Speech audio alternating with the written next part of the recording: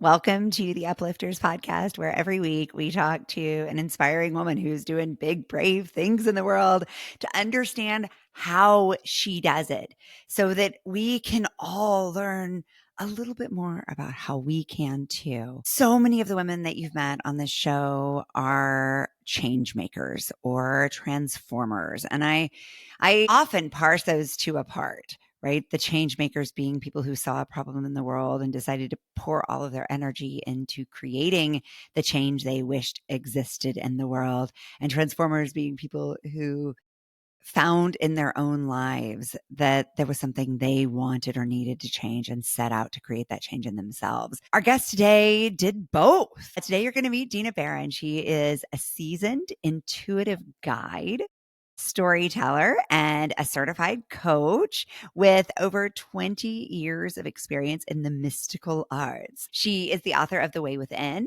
Igniting Your Intuition with Sacred Tools, and helps people find their purpose, respect their core values, and navigate their life's journeys with wisdom and love. Dina, I'm so excited that you are bringing your wisdom, your love, your genius, and your art to the Uplifters today. Well, thank you. I'm so thrilled to be here. You put out the same love and the same intention and the same. So even though my work may be a little bit different, So it's cool. got the same heart. I mean, it feels very full circle. Dina was nominated for the show by Candy Machek, who so many of you just fell madly in love with when we shared her story, which made me even more excited to meet Dina. So were you like born a tarot reader, Dina, or did you come to this in life? Well, yes and no. How I found this work was through my grandmother. Mm, So, was I born into it? I would say that yes, yeah. because she's family, but I feel as though I didn't know. I mean, she was always interested in astrology and she would talk about people as if they were their astrological sign. And I had no idea what that meant and she would be like, "Oh, well, of course they said that, they're a Leo." And I'm just like, "Okay, what does this mean?" And so she started kind of teaching me. So I got like a little bit of a piecemeal introduction when I was a young girl, and I grew up in New Jersey, and I always loved to go to the boardwalk down in Atlantic City, and I would see women, reading palms on the boardwalk, and I would beg my mother, "Please, can we go get our palms read?" And she'd be like, "No, keep walking." So it's like I feel like it was in my blood, and my grandmother kind of dangled the carrot in the beginning, but I didn't start studying it until I graduated college and I came back to New York City.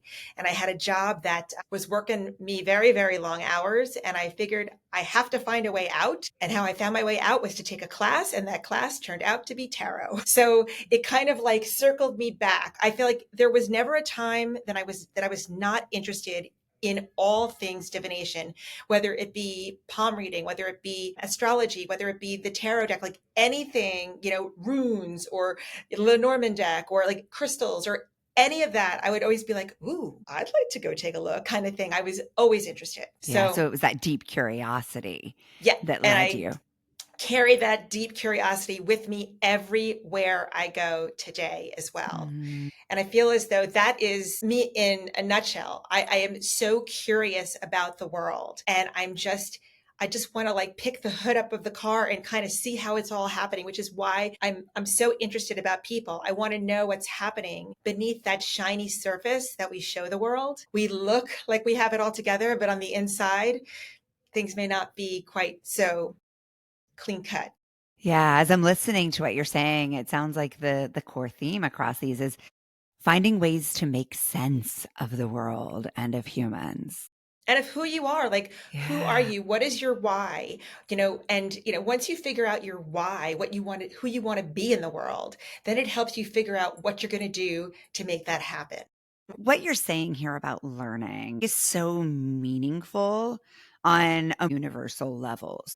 When I talk to women who feel stuck, when I've felt stuck in my own life, when my teenagers feel stuck, I have found that no matter how different we all are, no matter what our different values are, there's usually the same cure to the illness of feeling stuck. And it is to learn something, anything. And I think I would even fine tune that observation now after listening to you, which is to learn something that we are curious about.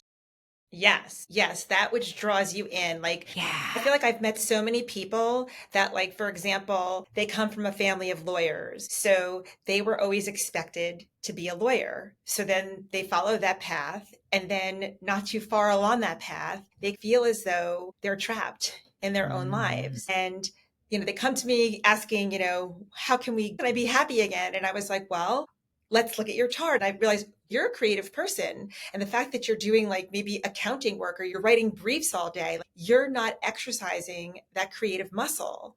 And slowly, that light within you that is creativity, that does light you up, is getting dimmer and dimmer and dimmer. But meanwhile, you've made your family happy, but have you made yourself happy? And I feel it's mm, really important. Like what I really work with is I'm not worried about what the world thinks. I'm worried what you think. mm. Who knows you better than you? What really stumps me is when people start asking their friends, their family, the person standing next to them in Starbucks or at the post office, like, what do you think? It's like, how can you give your, the decisions that you're making over to someone else? Who knows what you want more than you?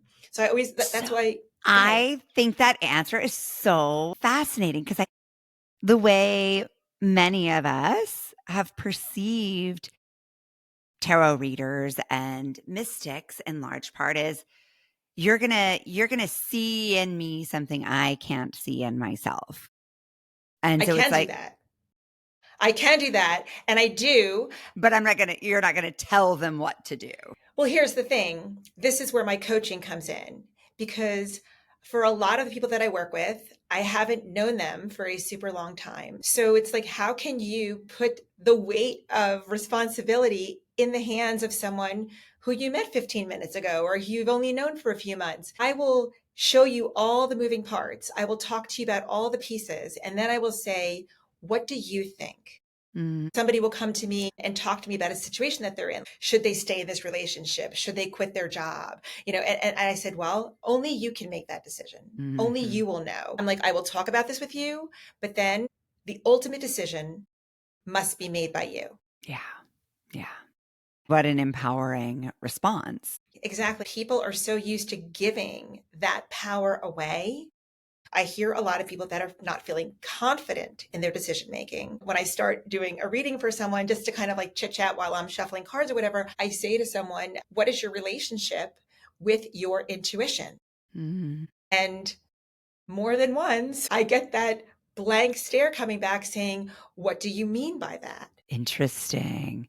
So it's not even it's like a foreign language. Their intuition is like Russian to them if they normally speak English. Exactly. Because they said I trusted it once or twice, or like I was going to trust it, but then I didn't. Like Uh, there's always a story.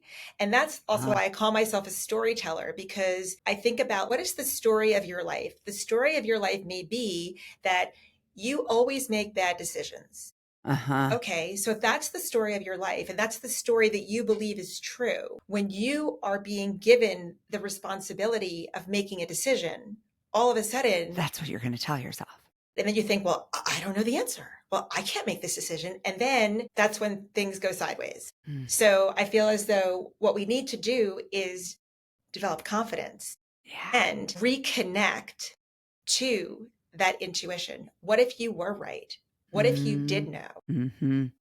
Yeah, I think often about how individual, often tiny, deeply insignificant moments become the most significant drivers in our lives.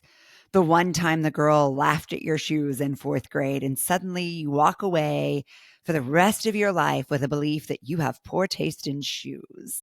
Right. Right. Yes, that's And it true, which never is gets challenged again. right. Because also sometimes what happens is it never goes back to that. Mm. Sometimes you'll be like, what is your hang up on your shoes? And you're like, I don't know. And then sometimes it's funny because when I work with charms, my charms are exactly that, little symbols in the world. Uh, So sometimes I will pull a symbol that brings up an old story. And Like I just had that happen last week and it was really mind blowing to me. And I'm like, here is the answer. Like it just got handed to us on a silver platter. And Yeah. I'm like, but and now that we know this, let's change the story. Let's Mm. reframe. That's who you were. That's not who you Mhm. are. Mhm. It's like driving in the car, but looking in the rearview mirror. That Mm. happened. That's my past, but I'm not going in that direction. Mm. And if I keep driving, looking in the rearview mirror, things are not going to go well for me. I need to Right. start looking through the windshield, You you will know? crash. Exactly, exactly. But that's definitely, I feel as Wow. though people sometimes, and this can connect to like, were you the youngest in your family? Were you the oldest in your family? Were you, the class clown? Were you Mm. the math geek? Like, who were you in your life? Sometimes when we grow up, we never quite shed Mm. those skins, which sometimes can leave us feeling, as you mentioned, stuck. Mhm. And it sounds like you're using all of these as signals and, as you said, symbols to help open up these long, quieted conversations within ourselves. Yes. And I'm not saying that I'm above this. I mean, I have been stuck myself as well. And sometimes, like a dog needs to kind of like gnaw on a bone a little bit, you need to be stuck Uh, in order to learn the lesson.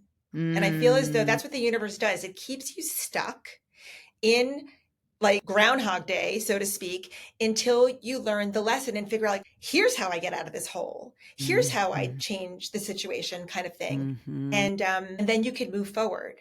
But it Yeah. has to happen through you. If We've somebody, all it's had kind that of, experience, right? We've yeah. heard the brilliant advice or idea 1,000 times before one day we say, "Oh, that applies to me." So for you, you started to learn about all these different methodologies, and I know you really went down a rabbit hole there and immersed yourself in that knowledge. And Yes. so over the course of that learning journey, what changed in you? So much. Well, my first, and I feel as though, I mean, yes, now I am a master tarot reader and I read palms and I do astrology and I do numerology and I have a lot of different ways that I work. But I didn't start out doing 16 things. I feel as though it's really Mm. important for you to learn one thing, like get good at that one thing. Mhm. So, what I did is after my grandmother introduced me to astrology, what really kind of got me is I found tarot and I found a tarot class here in New York City where I live, and they had a Monday night class. It was every Monday night from 6 to 9 p.m. And they taught it 48 weeks a year. Every year, they would go through the entire tarot deck in a year. And then they do this thing, which I call the rotisserie chicken effect. And what they do is they turn it. So say one Mm. year we learn all about symbolism. And then the next year we learn all about tarot through the realm of color. Then we find the next year and we learn it all through the titles of the cards and what the titles mean. I went every Monday night for 8 years. But it wasn't the same thing because we were doing the rotisserie chickens. Every Mhm. year that I would go back, my teachers, who I love, they're like family to me, were teaching me in new and different ways. I know this tarot deck backwards and forwards. I know it better than I know the back of my hand. And I always say it's like I speak two languages. I speak tarot and I speak English. Wow. The thing is, tarot has numbers. So it started the numerology thing with me. Tarot has Ah. symbols. So it started the symbiology thing with me. Tarot has astrological associations. So it started the astrological connection for me. So a lot of the things that I Mm. did were natural progressions from the original work that I started with. Plus I was doing work to increase my intuition. Plus I was meditating, I was doing tapping. I was always taking a class. I am a forever student. I feel as though I just want to add and give more weight, more depth, more breadth. Like I just want to know more. My teacher used to say to me, he would be terrified because I would always be like, but why? I would like dig.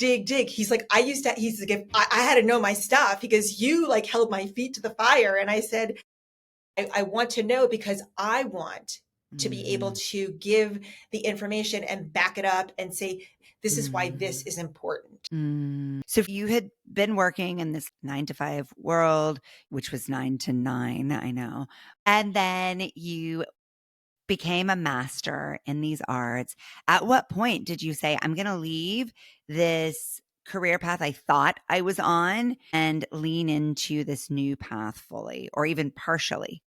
Yeah. Well, I will let you know that I always did like tarot on the side. Like, I don't know, everybody, There you I'm go. convinced that everybody has a side gig.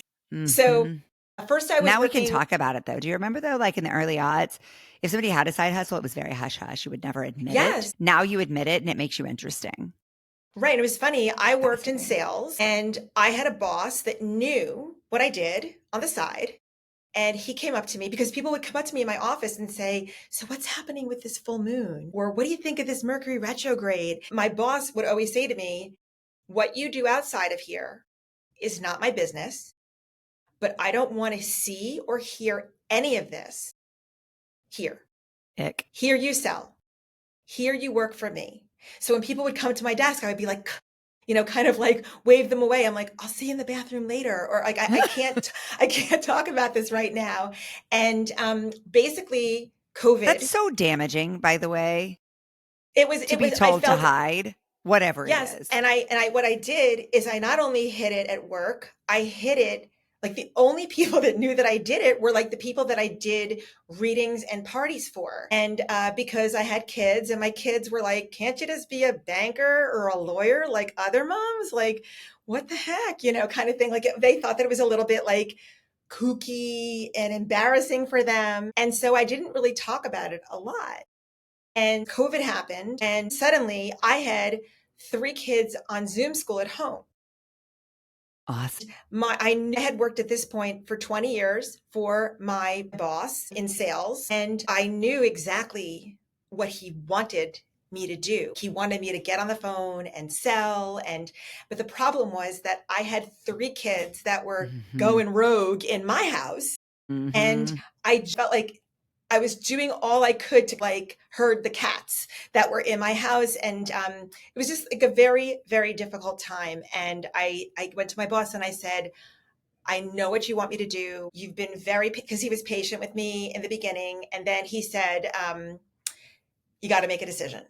Mm. Either you're going to like do this full on, or he says, you're always welcome here, but you need to get your act together. Basically, I was just unable to do it all. I didn't care about it in the way that I used to, but I was new to coaching. So I'd always been doing like my readings, but I had never really combined it with coaching. So it took me a couple of years to get a rhythm down and figure out how to use it. But what ultimately was my off ramp from the corporate life was COVID and my kids just needing Mm. more support than I could give them. And then realizing I could do this. And then my business started attracting more clients. And people were like, are you new to this? And I'm like, no, I've been doing this for over 20 years and I've just been hiding it because Mm. it was maybe quote unquote not appropriate. Mm. Not appropriate to my boss, not appropriate to my kids. And so I felt that judgment. So I know Yeah. what it feels like to want to hide, to, kind of shrink from the spotlight. But you know what? A lot of people were not getting the bright light and the information that I can Yes. give them because I wasn't allowing it to shine. Yes. And I was like, Yes. you know what? Yes. Yes. We are going to change this story. Exactly. What a And trade off, it took a right? little while. Yes, yes. And I feel so free and so like it feels so right. Like I think back, like, how could I have stayed there for as long as I did? But it was just kind of like, I just, I was on autopilot. I just did what I did and I just made it work. And I'm so grateful for that moment when I realized I needed to leave. And Yeah. so that's where it all started. It's kind of like contagious, that feeling Yeah. of excitement about something. And so many people, corporate, high level, whatever, are really interested in knowing their tarot cards. They're knowing what I see for their astrology. I just did a big corporate event the other day, and the CEO wanted his palm read. And he's like, everybody needs to leave.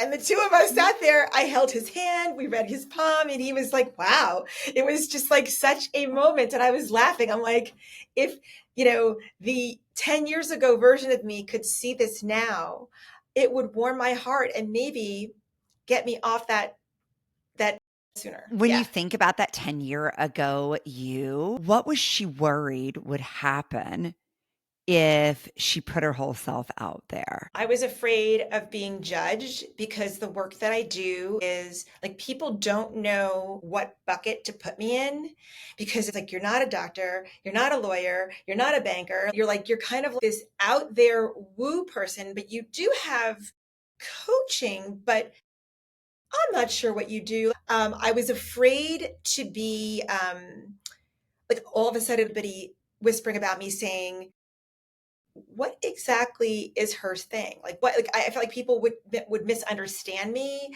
I feel like people would maybe not include me because they felt like I Mhm. wasn't intelligent enough Mhm. because I wasn't one of them, so to speak.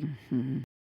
What I worried about was when I worked at a corporate like job, I had a consistent salary that I was making. And I was also worried about like, am I going to be able to earn consistent money doing this? Or am I going to be like kind of like the parlor trick that people bring in every Mhm. now and again? And I was like, you know what? I get to decide what this looks like because I had 20 years working in corporate. I know how to talk to all levels of people. So I'm not afraid of the CEO. I'm not afraid to get in front of a boardroom. I'm one of very few people that can combine this all together and have it make sense to you. What's more valuable than that? Like you being able to be authentic. Yeah. And so I made the decision that I was unwilling to hide. I was unwilling to shrink and that I was Mm. unwilling to be judged by people that really had no idea what they were even judging. Yeah.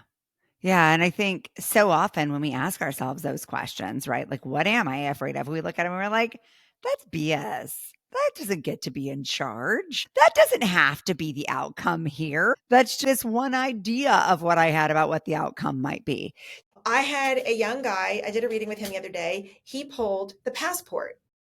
So I said to him, tell me about a passport. And what came up was after he explained to me what he feels is passport, he said, it's funny, my passport just expired.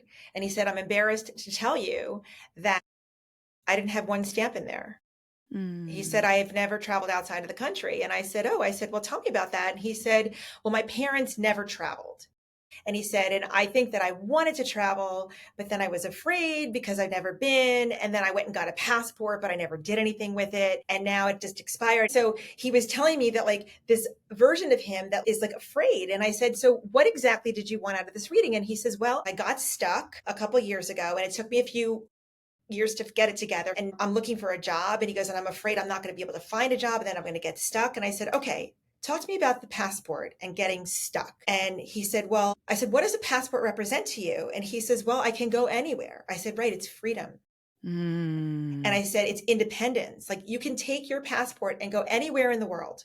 I said, so you are afraid of being stuck. I said, but where you are right now, I go, there's no ceiling, there's no walls, there's no constraints, you can do anything. I said, you know, the old version of you who didn't realize that the passport is available to travel, I said, it sounds like you have regrets for not traveling. I said, and now I said we get to do it differently. I go, you're going to renew your mm, passport and you're going to plan a trip, right? You're going to go, you're going to do something, you're going to there's going to be at least a stamp in that passport before it expires again. yeah. I said, and this is why. I said, how can we use that? Like you have freedom to do whatever you want. I go, what kind of job do you want?